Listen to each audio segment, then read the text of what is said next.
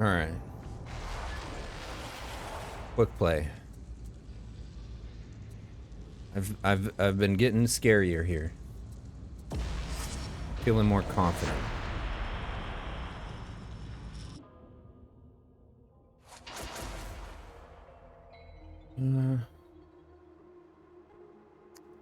Concern. But, you know, it do be that way sometimes. High intensity, too? Sick. Awesome. Mega concerned now. I don't anticipate good tidings here. You'd be right. Don't ask me why, because I don't know. It'll be Try to be positive. all the way, but I know you're all too stubborn to die. Definitely need to be more positive in general. I'm too pessimistic about too much of my life. While that can obviously serve you in a lot of ways, it can also just like drown you in a lot of ways. Oh, this is the long throne side mission, isn't it? But can prove destructive. Yeah. At risk of being pessimistic here, I just really don't think I'm gonna do too well. Yeah, you know, between pessimism and optimism,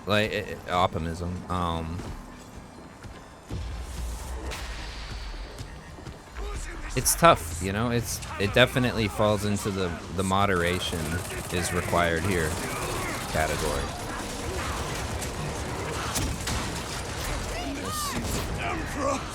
This guy way downtown. Have you forsaken me? Why should I care shouting? Who's shooting? Homeboys. Are there any biggins left?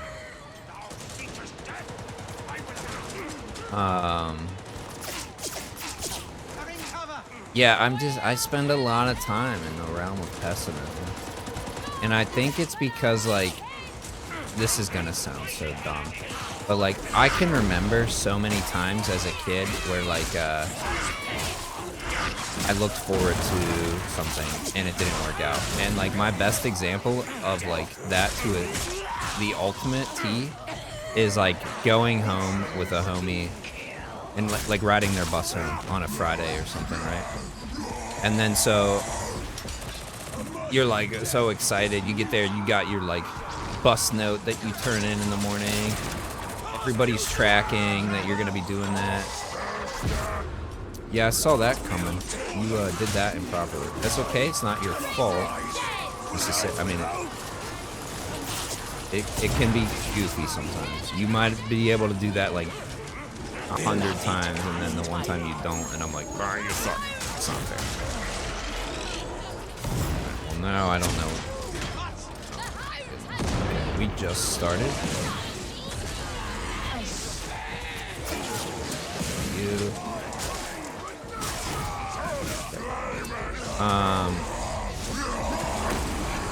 Need to gain the attention of my fans here. You got done, which entails you guys helping. You need to kill the cogs, please. And like everything else. Alright, including our sniping friend up here that I can't seem to ping, but is a big fan of it. Anyways, going to a friend's house, riding their bus home, and then like, and this happened to me multiple times as a kid. I guess it was probably like anxiety and that's a compelling argument. Insert mental health ailment here, but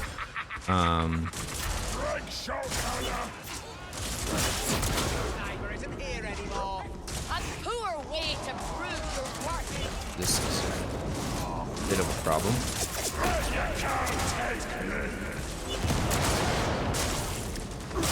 I need to focus a little bit, I'm sorry. I will finish my story briefly.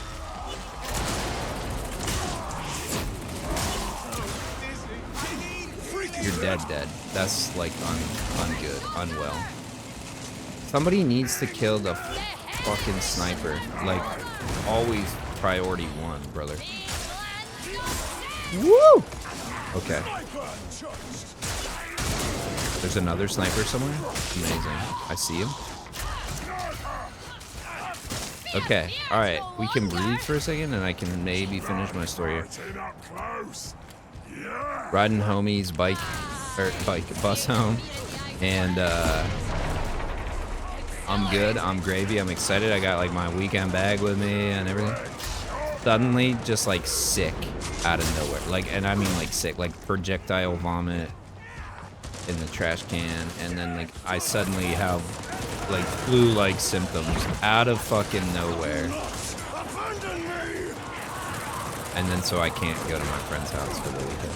That happened to me so many times as a kid. It was so frustrating, and it got to the point where I told myself, well, every time you get excited, it doesn't work out. So I just stopped getting excited. People would be like, are you looking forward? I'd be like, no. They'd be like, why? And I would be like, because it's not gonna work out if I do. I just convinced myself so heavily that like that's the way that shit went. Feast on defeat, traitor.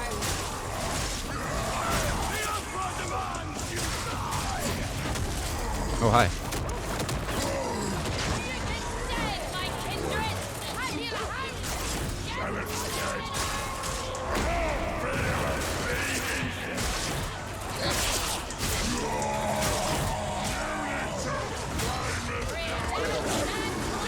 Actually wish I saved my grenade because it'd be nice here, but it's okay. We're all right.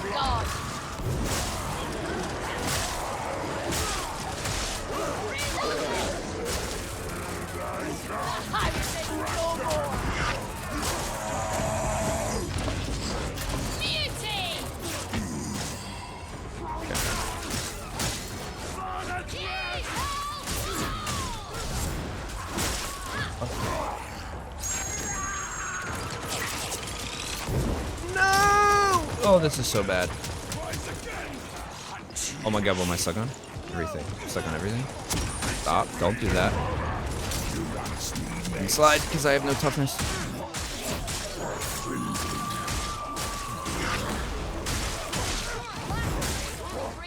I actually need to steal a heal.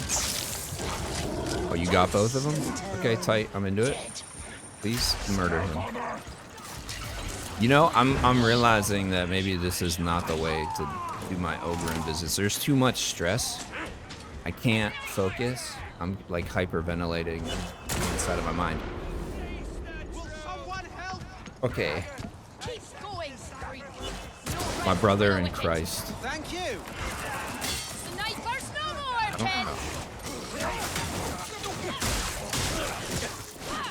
We need to kill the snipers. Now I understand that you're trying, and maybe this isn't fair of me, but I need you to try a little more, and a little even differently here. I need certain things to happen,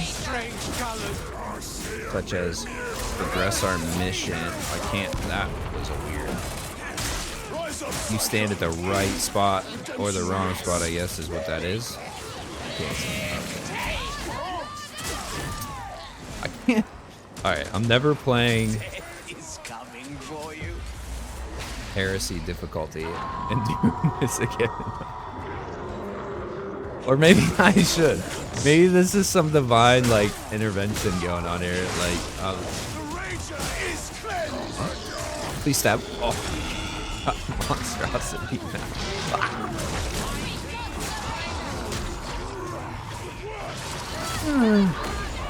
I don't know where you are, and that's fucking scary.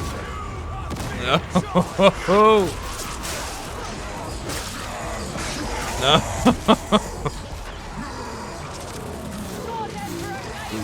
Please. Ah! Alright, for real this time? Holy shit. Alright, actually, I'm getting pounced now. I'm getting suicide bombed, and what is happening? No! Alright, hold up. Alright, take damage, please. Okay. That's one piece of the problem. A big piece. Not a man Get the without fucking ornament. sniper, please. I'm slow. My armor be content. My sword be righteous beauty. Okay. Anxiety is the topic of today's conversation. I need that, please. Thank you. I clearly am way too anxious, man. Holy. But it's like anxiety inducing. Doesn't sound fun to me. It would be the making of you. That's like a militaristic philosophy right there to learn how to navigate issues and problems. So maybe it's good.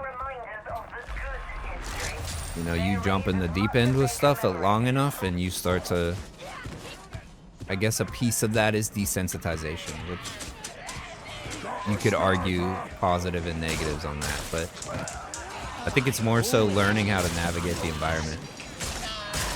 Okay, bro. You can't shoot like dumb projectile flames like that. I hate that.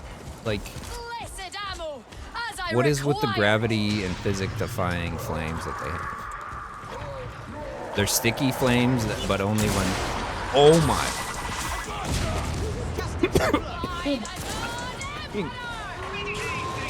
Jesus Christ. Bro! Let me talk about the shit I want to talk about. Ah!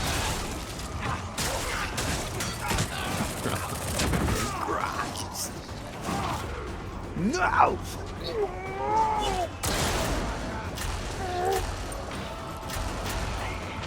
Okay. Alright, hold up. Oh. Please.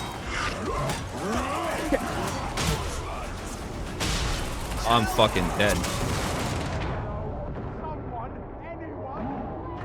Oh, I'm like down. Oh. Okay, so anyways. I can only do so much, so I'm not even mad about it.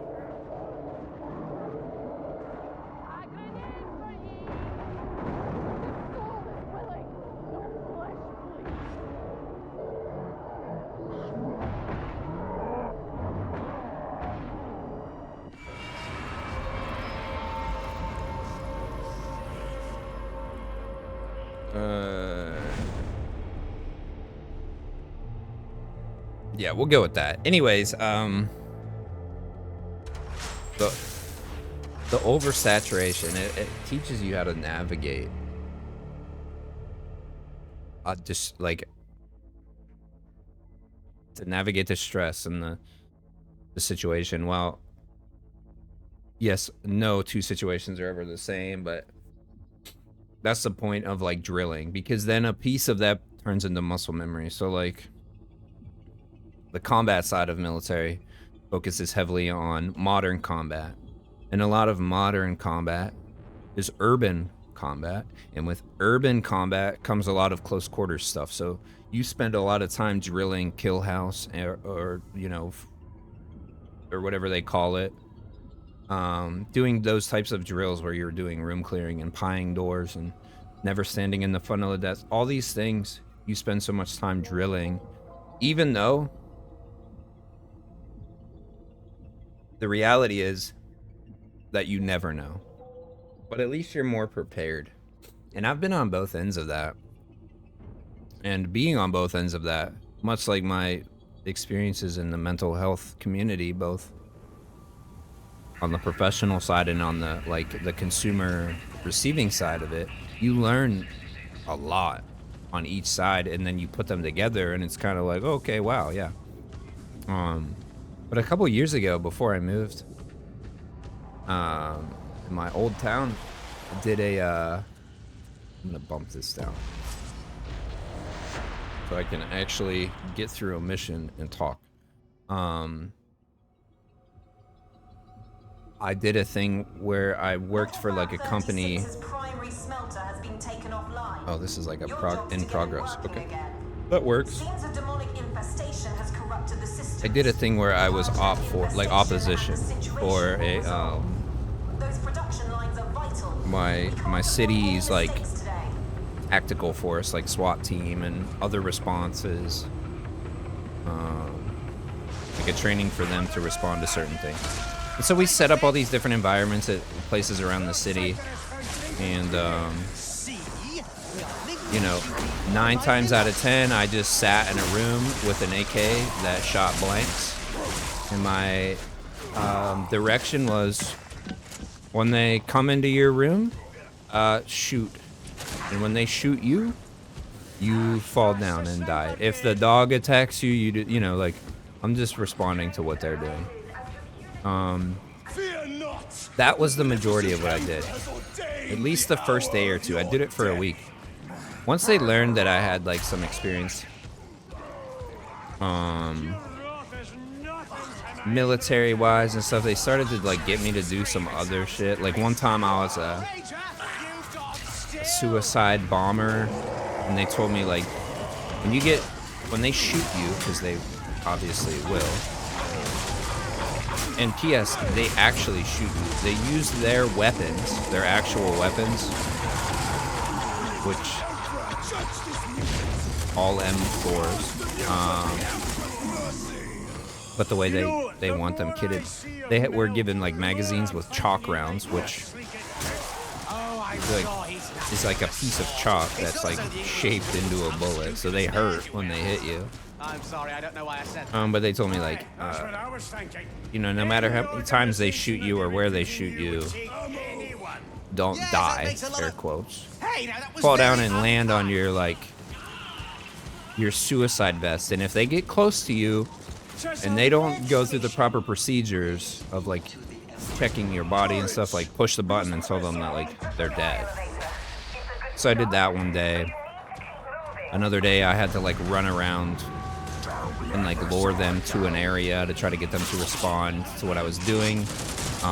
You know, see how long I could bait and string them along, all kinds of stuff. But it was interesting to like learn the habits of, because I worked with the same group of like individuals on both sides. Like I worked with the same like opposition people every day, but we also were training the same groups of like response teams, so it was interesting to like see how they respond to different situations. And then I'm sure they were debriefed. Blow yourself. Blow yourself. I'm sure they were debriefed, and I didn't get to sit in on that, although it would have been interesting. But really, not sure I agree with that one, and I'm not sure what I guess that was a positioning issue there. Yeah, it's just interesting, and mental health is the same way. You know, you work as a professional, and then you go and, or before that, you're a consumer of mental health yourself, and like just to see the different sides of it. But anyways, talking about just like submerging yourself in something,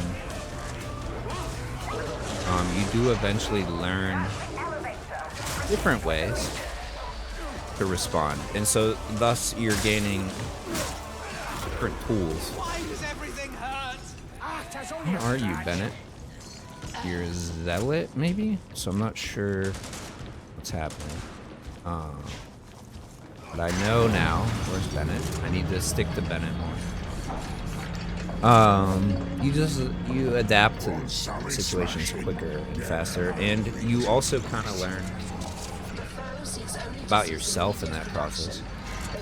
You know, my mom 4 years ago bought her first gun out of nowhere. My mom was never like opposed to guns or anything, but we never had them, and just whatever, out of nowhere she buys a gun.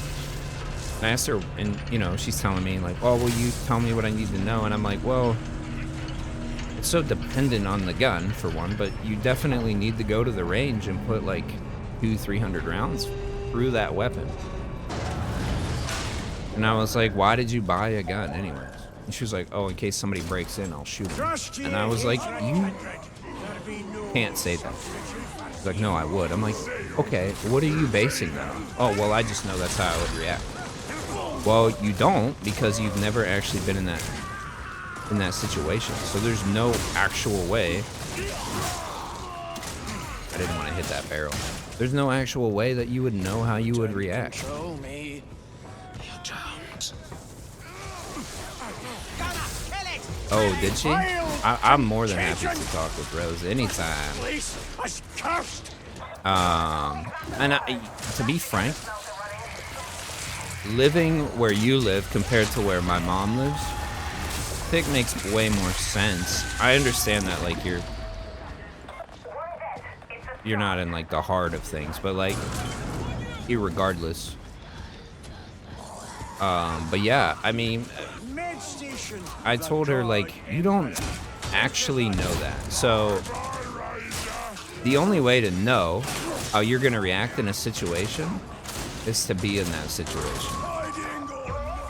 And even then, there's so many variables to these situations that you don't know, especially a situation that involves other humans acting against you, such as somebody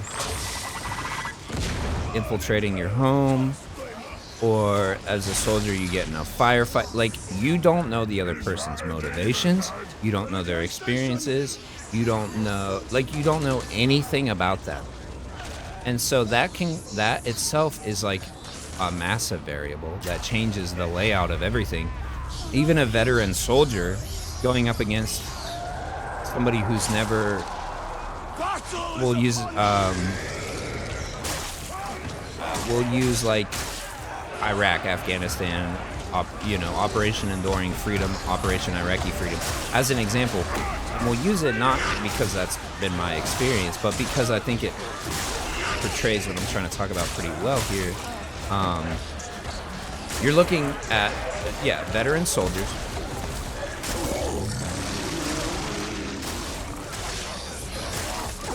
Stop. Grenade. Other grenade. Okay, now I'm going in. We're going in. Push. Hopefully you care about me. You don't. Interesting. Hold on. Let me. Whoa! Okay, that's like real unfortunate. Gives me time though.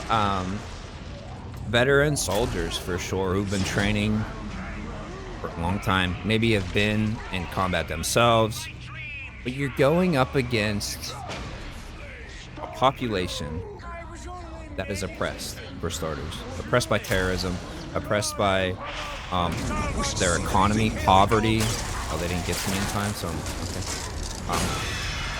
I guess maybe I shouldn't have been on that bridge in that position. Oh, I don't mean to. Oh no, and I'm not there to help. This is pretty bad, actually. At least my man's rocking the bio lightning, but that doesn't do high damage. Anyways, you're going up against a force of people that essentially have nothing to lose, so they're gonna act very erratically and do things that don't make any sense. It's like, another good example of this that I can attest to is boxing. When I coached and trained boxing, I was way more comfortable. 2 failures in 1 video. Sick, bro. It happens. That's life. You move on. You learn. Solid effort. Homies.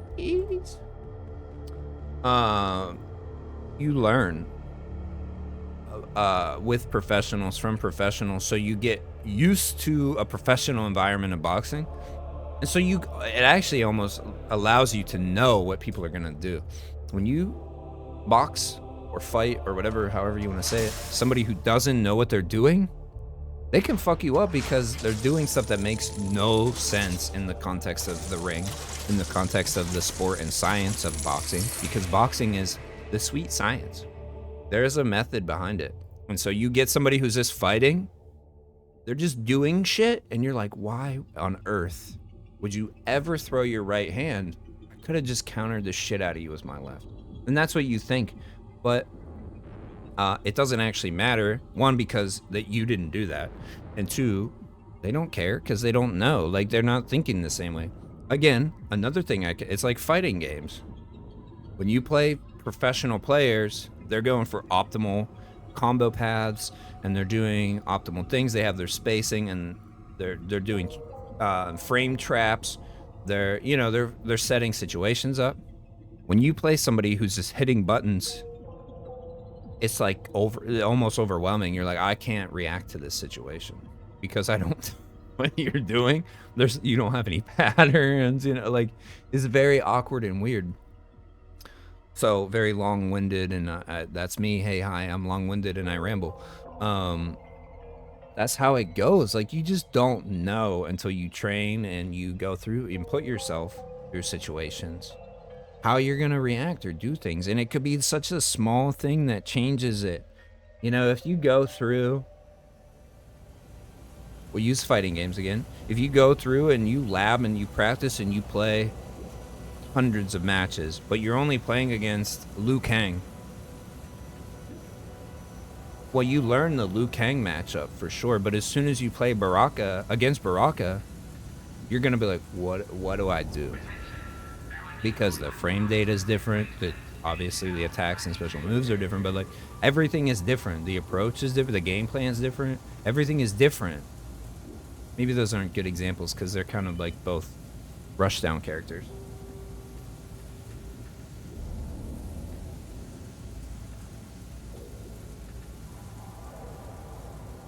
But like, you just don't know. So you got to be able to adapt to an organic situation, but the smallest thing can tip those scales and change, the balance. But yeah, going back to what you're talking about, Shik, like, yeah, you do need to know, especially when you're talking about stuff like that. If you can't, in the situation that we started on, if you buy a gun, if you don't know how to take that gun apart, clean it, put it back together, because that's important. It's one thing to take it apart, but to put it back together can be different, especially in like a handgun like a 1911. The spring that is in the slide, that I hate taking those apart and putting them back together because the spring is so like tense, and so putting that thing back in is really hard. And if you can't do it, if you don't have a technique for doing it, if you're not strong enough, whatever, you're not physically able, then you cannot have that weapon. Because if you can't maintain your weapons, they're not going to be effective. If you can't maintain your weapon, it's like you have no business having it. It's not like a car where you don't know how to fix cars or work on cars. Like, yeah, it's probably a situation where you rely on it more, but still, like, when it comes to something like a weapon, you have to be able to do everything with that weapon. Load your magazines, cleaning, operational. Operator errors happen even to the most experienced gunfighters and, weapon wielders of all time. Like, it can happen to anybody, which is why you got to take it so damn serious. It's not something that you can half-ass by any means. But this is me. Look, we started with like, I actually don't even remember what my conversation started with at the beginning of this. Then it went to like being pessimistic, and then it somehow evolved into like, I don't even know what, like, how I would label what I'm talking about now, other than like, that's just me, I guess. God, I need help.